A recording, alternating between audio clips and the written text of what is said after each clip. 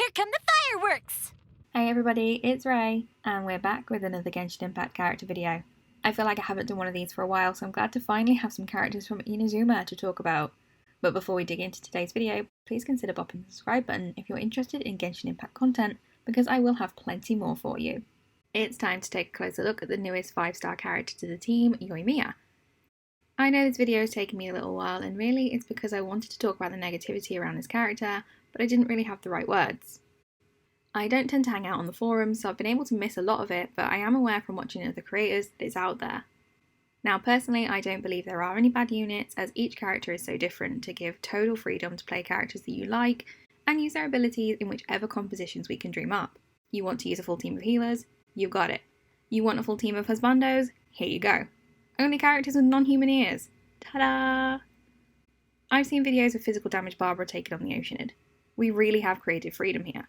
So if you stumbled across this video and you think Yoimiya is bad, just let people enjoy things, okay? Okay, so now that's out of the way.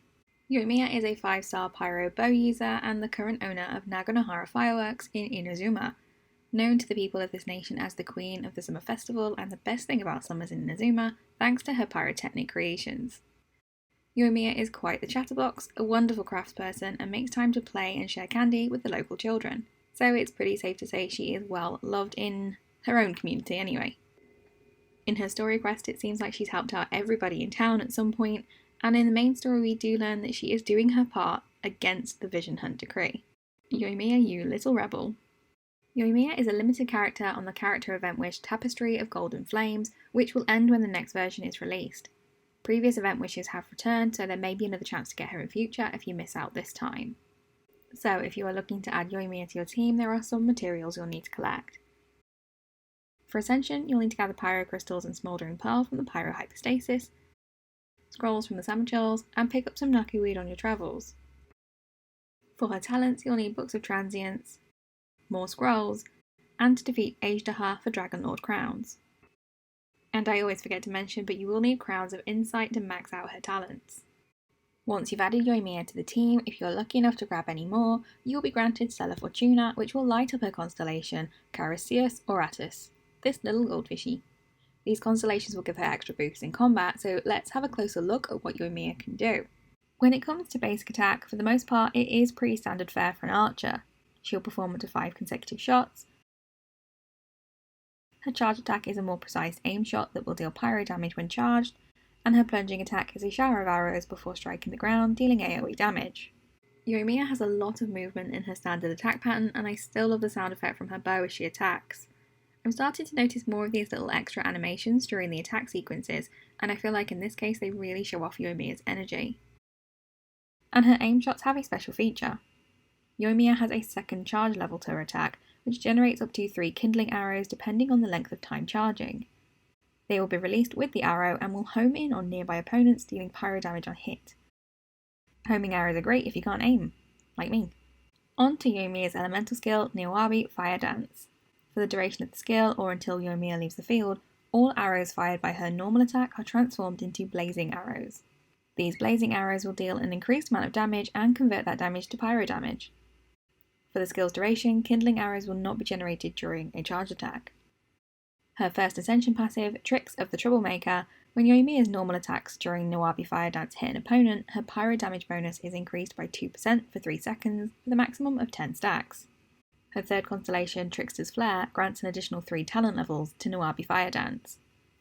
And for her final constellation, Naganohara Meteor Swarm, for the duration of Niwabi Fire Dance, Yoimiya has a 50% chance of firing an extra kindling arrow with her normal attack, dealing 60% of the original arrow's damage as normal attack damage. Yoimiya's elemental burst, the Ryukin Saxifrage, is her original pyrotechnic creation, firing off blazing rockets that deal AoE pyro damage and mark an opponent with Aurous Blaze. When any other party member attacks an opponent marked by Aurous Blaze, it will trigger explosions dealing AoE pyro damage. If that opponent is defeated, the Aurous Blaze effect will pass on to a nearby opponent who will inherit its remaining duration. For her second Ascension passive, Summer Night's Dawn, when Yoimiya uses her elemental burst, other party members receive a 10% attack increase. A further attack bonus will be added based on the number of Tricks of the Troublemaker stacks Yoimiya possesses when using the elemental burst, and each of those stacks will give an additional 1% attack bonus. Her first constellation, Aga Ryukin, increases the duration of Aura's Blaze by an extra 4 seconds, and when an opponent affected by Aura's Blaze is defeated within its duration, Yoimiya's attack is increased by 20% for 20 seconds. The fourth constellation, Pyrotechnic Professional, decreases the cooldown of Nawabi Fire Dance by 1 second when Aura's Blaze triggers an explosion. Her fifth constellation, A Summer Festival's Eve, gives an additional 3 talent levels to Ryukin's Saxifrage. Yoimiya's second constellation, A Procession of Bonfires, grants Yoimiya a 25% pyro damage bonus for 6 seconds whenever her pyro damage scores a crit hit, and this can be triggered even when she's not the active character. Yoimiya's final passive ability is called Blazing Match. When crafting decoration, ornament, and landscape type furnishings for the Serenity Pot, a portion of the materials used will be refunded. When cooking the recovery dish Tricolour Dango, there's a chance she'll create her signature dish Summer Festival Fish instead, and this dish will restore more health than the original product. And is this not the cutest dish in the entire game? Alright, so let's check out the build I've put together for my Yoimiya. So I didn't get any constellations for her during our epic wishing session, but I have upgraded her talents to levels 6, 9 and 6 so far. I've unlocked all of her ascension levels and she's at level 80 for now, and I have Yoimiya along with Sayu tagging along on my daily commissions and chilling in my teapot, so we're gradually building up that friendship level, and it's currently level 4. Choosing the right weapon for Yoimiya was a bit tricky for me. I wasn't planning to wish for the new 5-star bow, and I gave the new Inazuma craftable bow to Garnu instead. So for now I've teamed her with the Viridescent Hunt bow for its crit rate substat and little cyclone bonus. I feel like my characters always have a really poor crit rate stat, so wherever I can get crit rate from is always going to be helpful for me. And I do like to try and match the look of weapons to the character too, and I do feel like all the colours here are a good fit. For artefacts, we still need a little work here because for some reason I kind of forgot to finish the artifact set I was working on for her and started on something else instead. I know, I do that all the time, but hi, I'm Ray, and I am like this. How are you? My original plan was a full set of Crimson Witch, but I was getting much better luck with the artifacts in the new Inazuma domain, so we've got a 2-piece Crimson Witch and a 2-piece Shimenawa's Reminiscence at the moment. So here's the flower, the feather, the attack percent timepiece, pyro damage cup, and attack percent mask. The cup she's currently using is Xinyan's cup, so I just had a decent piece that I could try her out with, but I will be giving this back to Xinyan as soon as I get another pyro cup. And I want to replace this mask with a crit damage piece as soon as I get a good one to replace it, so this build needs a bit of work. So with all that in place, this is how her stats stack up. We've got health at 15,362, attack at 2,046, defense at 676, and mastery at 107. I think she has the highest crit rate of any of my characters at 72.8%, but her crit damage is only 108.3, so I really do need that new mask. Energy recharge is 127.2, so might need to work on that as well, but her pyro damage bonus is at 61.6% and I'm pretty happy with that. Now let's talk team comps. Who are we bringing along with Yoimiya? Let's think about the Pyro Resonant Fervent Flames first. A double Pyro team will give your team a 25% attack boost. Team Pyro has a bunch of options, but when it comes to 4-star units there's Bennett, Xiangling, Xinyan and Amber to choose from. I know what you're thinking. Amber, why do I need 2 Pyro Bow users? Well, you don't, but if you don't have an alternative Pyro unit, you definitely have Amber, and having a little crowd control can't hurt. When it comes to Xinyan, her shield can come in handy, but I feel like her kit isn't the most complementary to Yoimiya's. She is really cool though, so worth a cheeky little mention.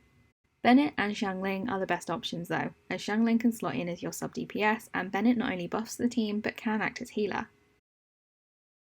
Let's not forget, we know Toma will be a Pyro user, and it seems pretty likely he'll become a playable character in the future. Sticking with Inazuma characters for a minute, we'll slide on over to Animo options with the new 4-star Sayu. So Sayu has a really interesting skill and can provide healing for the team with her burst and when triggering reactions. We also can't forget about Sucrose, who can launch enemies to give Yoimiya a bit of space and dish out additional pyro damage with her burst. A character that should also be pretty easy for all players to have access to is Noelle. Noelle can provide a shield and act as your team's healer. The next pairing I have is more of theory, because I haven't actually built up my Xingqiu at all, but his talents do seem like they would complement Yoimiya, and he's a really popular support unit in the community as a whole. It's probably time I built Xingqiu, right? And now I'm going to tip into 5-star territory for a second here, but someone who I have had a lot of fun pairing with Yoimiya is Mona. Not only does she provide crowd control and apply Hydro while off the field, and her burst enables Yoimiya to hit even harder too. As one of the standard 5 stars, there's still a chance for all players to get her eventually. If you like milk comps, there are some cryo units that I'd personally pick over others to team with Yoimiya. First off is Rosaria, because I find her to be a really reliable sub-DPS unit, and as her burst deals cryo damage over time, pairing it up with Yoimiya's skill works quite nicely. The second option I like is Diona, because her shield also has the ability to increase movement speed, and she can heal with her burst. So to round off, let's talk Electro. Now I left Electro till last as there will be a little speculation in this section here. But first up we'll talk about Fischl. Her skill alongside Yoimiya's is a great match, and I find the combination really fun to play. With the right build, Fischl is also a solid sub-DPS option. Using Beidou as a fellow DPS is another option here, especially facing off against the new Inazuma mobs, as her counter can deal huge damage. If you can get the timing right, which I still can't. We also have the Electro Traveller, who's going to help out your team with energy recharge. And now we're going to speculate a little, so if you're looking to avoid spoilers about upcoming characters, I'll leave a timestamp in the description for you to skip to. From what I've seen about Ball, I'm really excited to play the two of them together. After Yoimiya's skill expires, drop her burst, switch to Ball, and I just cannot wait to try it out. If it's true that Kujo-Sara comes with Ball, then there is another Electro option. I haven't seen as much information about her skills, so I'm not seeking it out, as I kind of like some surprises, so I'm really interested to see if they will work well together. So, time for our final thoughts on Yoimiya. Is she perfect? No. Is she overpowered? Also no. Is she in my top 4? Probably not. Not right now, anyway. But am I having a lot of fun exploring Inazuma and testing out her gameplay? Oh yes. I think her design is cute, her gameplay is fun, and I tend to want to use characters more that we get to spend time with in the story. And let's be honest, she does have the best character trailers so far. I do think her banner is unfortunately placed right after Ayaka and right before Who Believe comes next, and that must be affecting the hype for her at least a little. But for those new to the game, she seems pretty easy to build and would make a great addition to the team. So that's it for today. I hope if you were unsure about Yoimiya, this video has helped you decide, and let me know in the comments if you're wishing or skipping. If you enjoyed the video, please leave a little like, and if you want to see more, why not pop that subscribe button and join us. Next time we'll take a closer look at the new 4-star anime unit, Sayu. But for now, I'll see you next time. I'm copying the sound that Paimon makes while disappearing.